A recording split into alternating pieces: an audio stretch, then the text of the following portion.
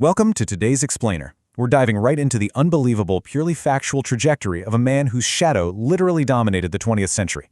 We're going to strip away all the myths and look strictly at the historical record of his early life. It's a wild ride, so let's get into it. Now, to understand how the Soviet Union transformed into a global superpower, we've got to ask a fundamental question about the man who ruled it from 1924 to 1953. I mean, how exactly does someone go from absolute obscurity, born into poverty at the very edges of the Russian Empire, to sitting at the center of absolute power? It's a fascinating, chaotic, and frankly brutal story. To really grasp the sheer scale of his legacy before we look at how it all began, consider this. As commander-in-chief of the Red Army, he led the forces that repelled the German invasion and eventually captured Berlin in 1945, bringing an end to the war in Europe. But his rule was also defined by mass repression. 18 million. That is the estimated number of people who passed through the vast gulag system of forced labor camps under his leadership. 18 million. He ultimately built and enforced the ideological framework known as Stalinism. Basically, that's the official interpretation of Marxism-Leninism, driving massive policies like a centralized command economy, socialism in one country, and rapid state-mandated industrialization. But, today our focus is strictly on the unexpected path he took to get there.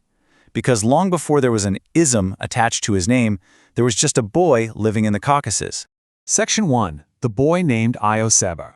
Starting in 1878 in Gori, Georgia, the boy who would eventually hold absolute power experienced intense vulnerability and trauma. Born into a poor Georgian family, his father was a shoemaker whose business went into decline, plunging them into hardship. To make matters worse, his father became an alcoholic who severely beat young Ioseb. And his physical body took a toll too. An 1884 smallpox infection left his face scarred for life, and later a terrible childhood horse-drawn carriage accident gave him a lifelong disability in his left arm. Section 2. From seminary to subversion. In 1894, a young Ioseb actually managed to secure a scholarship and enrolled as a trainee Russian Orthodox priest at the Tiflis Theological Seminary. The dichotomy here is just wild. On one hand, you have the diligent seminary student getting high grades, studying for the priesthood, but on the other hand, a radical is emerging. He slowly lost interest in religion and began secretly reading forbidden revolutionary literature, including Karl Marx. Influenced heavily by a novel featuring a bandit protagonist, he even adopted the nickname Koba. The quiet student was transforming into an underground rebel against the Tsarist authorities. By the turn of the century, he had dropped out of the seminary entirely. Come October 1899, he takes a job as a meteorologist at the Tiflis Observatory. But honestly, this was just a cover. He was living a complete double life. By day, he's recording weather patterns, but by night, he's a secret socialist organizer. He was bringing workers together in clandestine meetings and successfully convincing them to launch May Day strikes. Section 3. The revolutionary gangster. As his fiery, anti-establishment rhetoric in cities like Batumi and Baku drew the attention of the Tsar's feared secret police, he was forced underground. When violent unrest and ethnic conflicts swept through the Russian Empire during the Revolution of 1905, he didn't just write pamphlets, he took aggressive physical action. He formed armed Bolshevik battle squads, completely refusing to compromise with existing authorities. These squads openly clashed with local police and troops in the streets. But revolutions are expensive, right?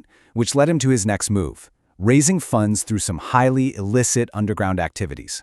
To fund Vladimir Lenin's Bolshevik faction, a group he strongly aligned with, he essentially operated as an underground crime boss. I'm serious, his battle squads ran protection rackets, they raided government arsenals for weapons, set up counterfeiting operations, and even kidnapped the children of wealthy figures to extort ransom money. 40. That number is a grim testament to the lengths he was willing to go for the revolutionary cause. It represents the approximate number of lives lost in June 1907. Acting as a key organizer, his operatives ambushed a bank stagecoach in Aravansky Square. Using guns and homemade bombs in a massive, chaotic daylight robbery, they secured substantial funds for the party, but left dozens dead. This event absolutely cemented his reputation among the Bolshevik leadership as a highly effective yet thoroughly ruthless operator. Section 4. Exiles, Escapes, and Pravda. Well, you obviously can't operate a revolutionary crime syndicate against an empire without consequences, and the Russian authorities were constantly on his tail. His 20s and 30s became this incredibly fast-paced, dangerous cycle. Arrested in April 1902, exiled to the freezing wilderness of Siberia in late 1903, escapes just a few months later in January 1904, arrested again in 1908, sent to exile in northern Russia, and, escapes again in 1909. It was a constant churn of imprisonment, brutal conditions, and daring escapes that hardened him and steadily elevated his status among the most dedicated revolutionaries. Fast forward a bit, he had risen to the party's central committee and eventually became a leading editor for the party's newspaper, Pravda. Now writing under the name Stalin, he published a powerful editorial in October 1917 demanding that the existing unelected pseudo-government be replaced by one elected by representatives of the workers, soldiers, and peasants. The uncompromising language was a bold, prophetic call to topple the state, and just days later, the October Revolution would completely shatter the Russian Empire and the Bolsheviks would seize power. So as we wrap up this origin story, we're left to ponder a massive question.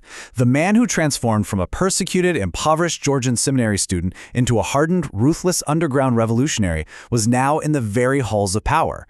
How would he use that power to consolidate control, enforce his ideology, and totally reshape the modern world? It's a story of profound and devastating historical consequence. But how exactly did he do it? Well, that's a question for another day.